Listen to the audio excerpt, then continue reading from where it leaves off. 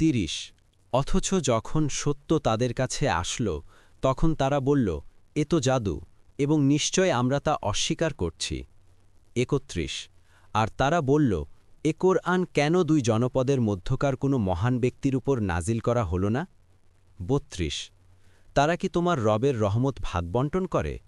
আমি দুনিয়ার জীবনে তাদের মধ্যে তাদের জীবিকা বণ্টন করে দেই এবং তাদের একজনকে অপরজনের উপর মর্যাদায় উন্নীত করি, যাতে একে অপরকে অধীনস্থ হিসেবে গ্রহণ করতে পারে। আর তারা যা সঞ্চয় করে তোমার রবের রহমত তা অপেক্ষা উৎকৃষ্ট।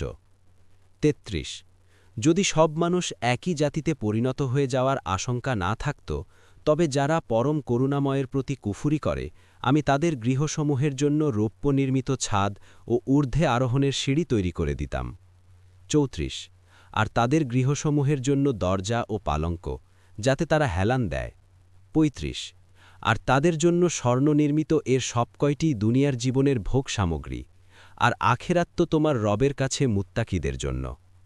৩৬ আর যে পরম করুণাময়ের জিকির থেকে বিমুখ থাকে আমি তার জন্য এক শয়তানকে নিয়োজিত করি, ফলে সে হয়ে যায় তার সঙ্গী।